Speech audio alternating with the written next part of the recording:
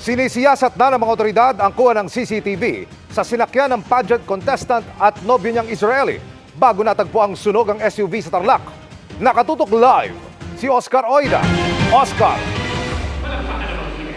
Yes, Emil, idinaraos ngayon dito sa isang mall sa Pampanga ang pre-pageant ng Mutya ng Pilipinas sa probinsya kung saan dapat sana'y kalahok ang nawawalang kandidata na si Geneva Lopez.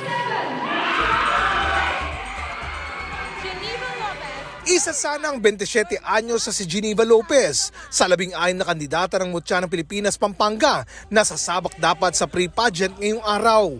Pero nitong June 22, di na raw ito sumipot sa kanilang rehearsals. Knowing her, napaka-on time po niya lagi. Kaya nagtaka po kaming lahat when all of a sudden, during our last rehearsals, hindi siya nakarating. Kalaunan, napag-alaman na lang daw nilang hindi na pala ito nakabalik nang tignan ng isang bibiling lupa sa Tarlac nitong June 21. Kasunod nito, natagpo ang sunog na sa may Kapas Tarlac ang SUV na sinakyan umano ni na Geneva at ng kasintahan nitong Israeli na si Yitzhak Cohen. Kaya ganun na lang ang panghihinayang ng Mutya, lalo't malaki raw ang tsansa ni Geneva ngayong taon. Ito na rin daw ang huling pagkakataon itong makakasali sa naturang kompetisyon. She's one of the strongest candidates talaga. Even last year, she ended up on the top 5. Ganun siya ka-positive.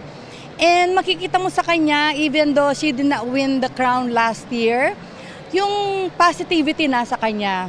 She's very kind, she's very sweet girl. Kaya nakakapanghinayang talaga.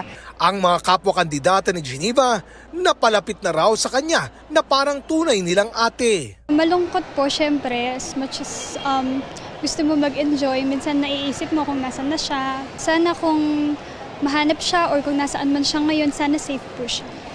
Sinubukan namin kunan ng pahayag ang kaanak ni Geneva pero nagpaabot ito ng mensahe na hindi pa raw sila handang humarap sa media. Samantala, nakarating na sa Israeli Embassy ang impormasyon patungkol sa nawawala nilang kababayan na si Cohen. Tuloy-tuloy raw ang pakikipag-ugnayan nila sa mga opisyal ng Pilipinas at kumpiyansa naman daw sila sa kakayanan ng Philippine National Police. Patuloy naman ang ginagawang backtracking ng mga pulis sa mga dinaanang lugar ng nasunog na SUV ng magkasintahan.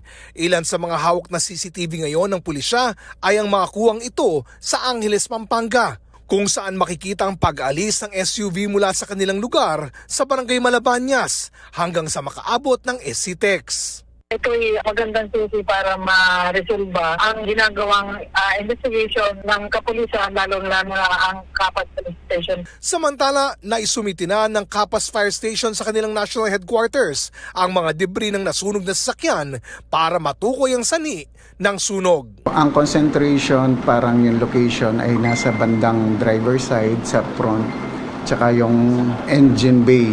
Doon ang parang talagang totally burned. At may mga signs na doon ang pinakamataas na temperature na nakita nila. Samantala, Emil, patuloy na umaasa at nananalangin ang mga kaibigan ni Geneva dito sa Mutya ng Pilipinas na sana raw ay matagpuan na siya sa lalong madaling panahon at sana'y nasa mabuting kondisyon. Emil? Maraming salamat, Oscar Oida.